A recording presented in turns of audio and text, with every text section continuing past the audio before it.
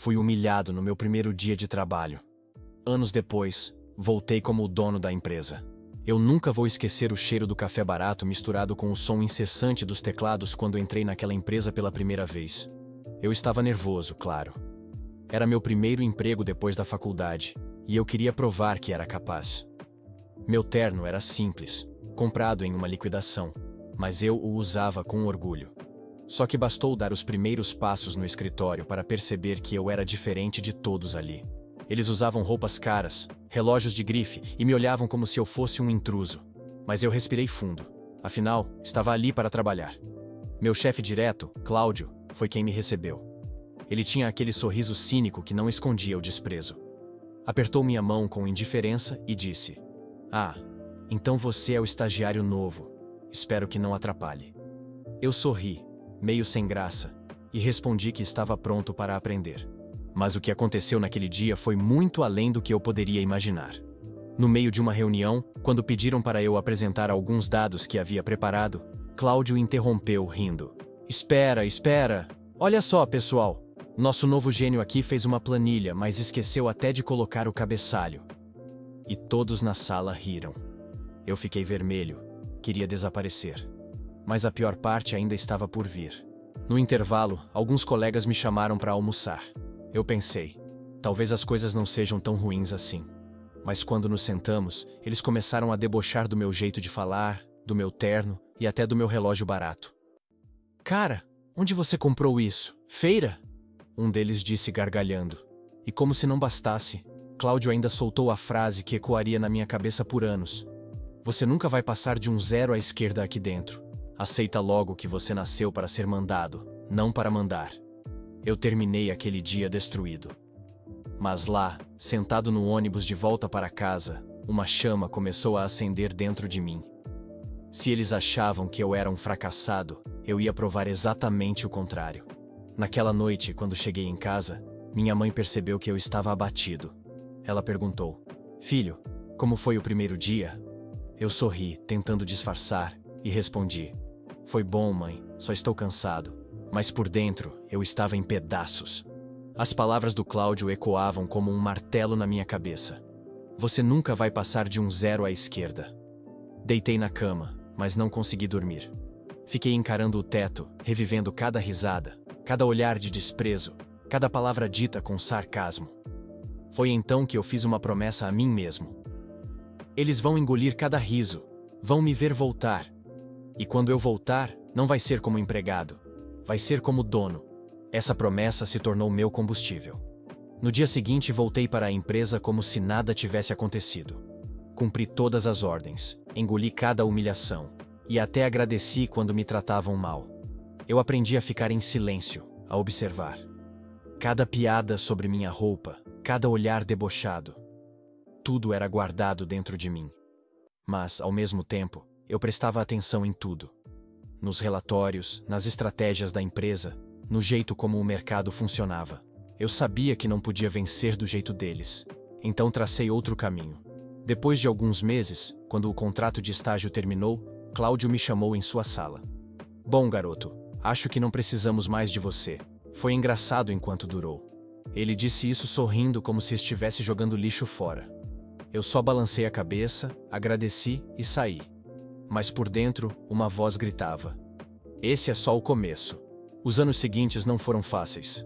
Eu tive empregos temporários, passei por dificuldades financeiras e cheguei até a pensar em desistir. Muitas vezes, ouvi minha própria família dizer: "Por que você não arruma um trabalho fixo e para de sonhar alto?" Mas eu lembrava da promessa. Aquilo era maior do que orgulho. Era questão de justiça. Comecei a estudar sobre investimentos, empreendedorismo, administração.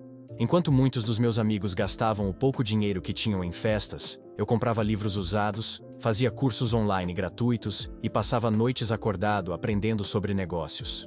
Foi durante esse tempo que conheci Henrique, um professor aposentado de economia, que se tornou meu mentor. Eu o conheci por acaso, em uma biblioteca pública, quando estávamos disputando o mesmo exemplar de um livro raro sobre gestão de empresas familiares. Nós rimos da situação. Começamos a conversar e, aos poucos, ele passou a me ensinar o que sabia. Henrique acreditou em mim quando ninguém mais acreditava. Ele dizia: Você não precisa nascer grande para se tornar grande. Precisa de disciplina, visão e paciência. Com ele, aprendi a enxergar além do óbvio. Descobri como funcionavam fusões de empresas, investimentos em ações, estratégias de liderança. E, principalmente, aprendi a arte da paciência. Enquanto isso, Cláudio e sua equipe continuavam tocando aquela mesma empresa, achando que o mundo girava em torno deles. Eu acompanhava as notícias, lia relatórios públicos e percebia uma coisa: eles estavam estagnados. Não inovavam, não se adaptavam, e isso seria a chave para o que eu planejava. Foram anos de luta. Eu trabalhava em qualquer coisa para sobreviver: entregador, caixa de supermercado, auxiliar administrativo. O dinheiro mal dava para pagar as contas. Mas toda vez que eu pensava em desistir, lembrava do riso de Cláudio no meu primeiro dia de trabalho. Aquilo era como uma cicatriz em fogo. Foi numa dessas noites, quando eu chegava exausto em casa, que Henrique me chamou para conversar. Ele colocou uma pasta grossa sobre a mesa e disse: "Eu observei você por anos, garoto. Vi a fome nos seus olhos. E agora, finalmente, acho que você está pronto." Abri a pasta e encontrei relatórios sobre empresas pequenas que estavam à beira da falência.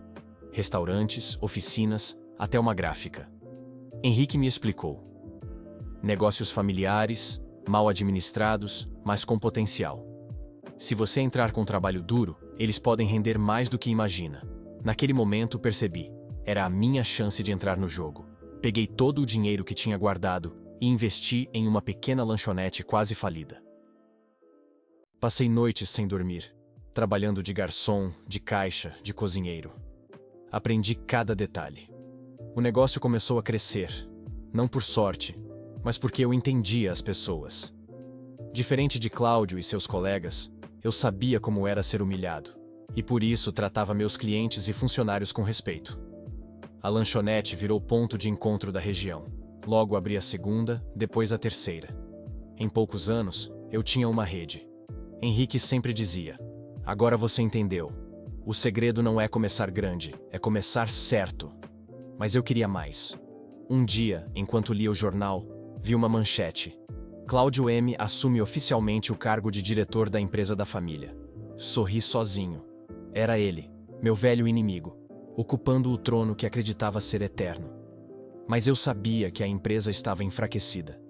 Eu estudava seus relatórios, lia os números e via que por trás da fachada de grandeza, o castelo estava cheio de rachaduras. Foi então que decidi. Eu não queria apenas vencer. Eu queria vencer dentro da mesma arena em que fui derrotado. Usei os lucros da minha rede de restaurantes para investir em tecnologia e logística, justamente os setores que a empresa de Cláudio negligenciava. Enquanto eles ainda usavam sistemas antiquados, eu modernizava cada detalhe. Enquanto eles se apoiavam em clientes antigos, eu conquistava os novos. Minha empresa cresceu rápido. Em menos de 10 anos, eu já era visto como uma ameaça no mercado. E foi aí que as portas começaram a se abrir. Convidaram-me para feiras de negócios, palestras, reuniões com investidores. De um fracassado, eu tinha me tornado o nome que todos queriam ouvir. E adivinha quem estava sempre presente nesses eventos? Cláudio. Ele me olhava de longe, sem reconhecer de imediato. Para ele, eu era só mais um empresário emergente. Mas para mim, era a prévia do acerto de contas. O destino não falha em dar voltas. Um dia, recebi um convite formal para uma reunião de possíveis investidores em uma empresa que estava em crise. Quando abri o envelope, quase não acreditei. Era a mesma empresa onde fui humilhado no meu primeiro dia de trabalho. Naquele instante, percebi que o ciclo estava se fechando. Entrei na sala de reunião como convidado especial. O lugar não tinha mudado muito, mesmas paredes frias, mesmos móveis de luxo. Mas agora, eu não era o estagiário de roupas simples. Eu era o homem de terno bem cortado, relógio caro e olhar firme. Quando Cláudio entrou na sala, nossos olhos se cruzaram. Ele me olhou de cima a baixo, tentando se lembrar de onde me conhecia. E eu sorri, do mesmo jeito que ele havia sorrido anos atrás. "Senhores", disse o presidente da reunião, "este é o investidor que pode salvar nossa empresa." Cláudio arregalou os olhos. Sua expressão foi de puro choque. "Você?" ele murmurou quase sem acreditar. Eu apenas cruzei as mãos sobre a mesa e respondi: "Surpreso, Cláudio." Eu avisei a mim mesmo anos atrás que voltaria. E agora... voltei. O silêncio na sala era sufocante. Cláudio continuava me encarando como se tivesse visto um fantasma. Isso não pode ser real, ele disse quase gaguejando. É tão real quanto a humilhação que você me fez passar, Cláudio. Só que ao contrário de você, eu não ri. Eu trabalhei. Os outros diretores se entreolhavam, confusos. Para eles, eu era apenas um investidor. Mas Cláudio sabia a verdade. Eu era o garoto que ele ridicularizou no primeiro dia de trabalho. Senhores, interrompi, mudando o tom para firme e profissional. Sei que todos aqui estão desesperados para salvar essa empresa. E eu tenho a solução. Mas nada vem de graça. Todos se inclinaram para a frente, atentos. Quero o controle acionário majoritário, anunciei. Se investirem em mim, será como um empréstimo que não se paga com juros, mas com obediência. Houve um burburinho na sala. Um dos diretores mais velhos protestou. Isso é loucura.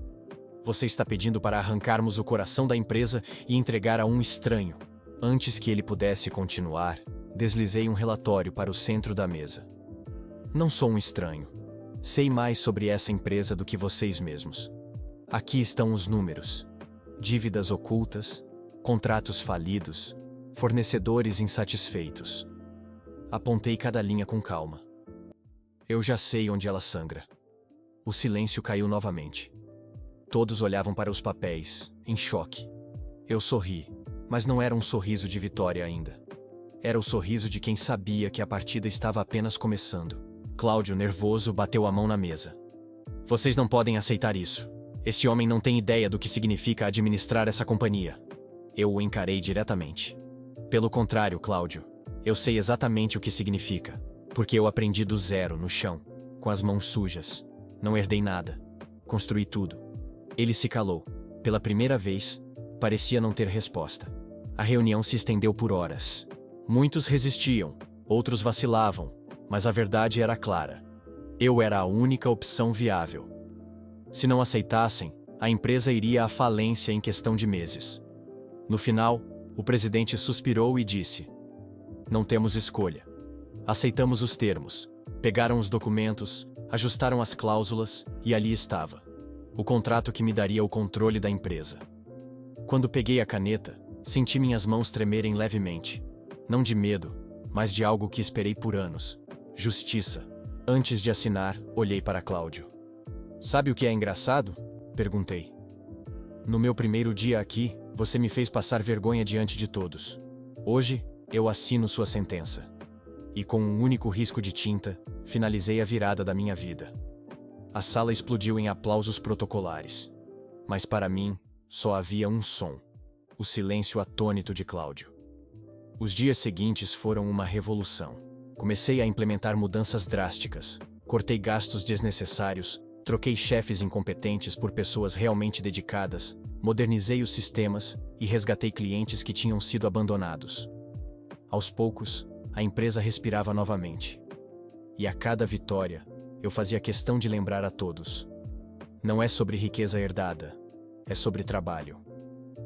Cláudio, por sua vez, perdeu cada vez mais espaço. Sem voz, sem respeito, foi colocado em um canto, apenas como espectador. Ele tentou me enfrentar algumas vezes, mas eu tinha algo que ele jamais teria. Experiência real. Certo dia, ele invadiu minha sala furioso. Você destruiu minha vida, gritou, com os olhos vermelhos. Não, Cláudio, respondi calmamente. Você destruiu sozinho, no dia em que achou que humilhar alguém era sinônimo de poder. Ele ficou em silêncio, e eu concluí. Eu só transformei sua arrogância em minha motivação. Não demorou muito para que a máscara de Cláudio começasse a cair diante de todos. Eu não precisei levantar a voz, não precisei gritar, nem usar vingança barata. Bastou deixar que as provas falassem por mim.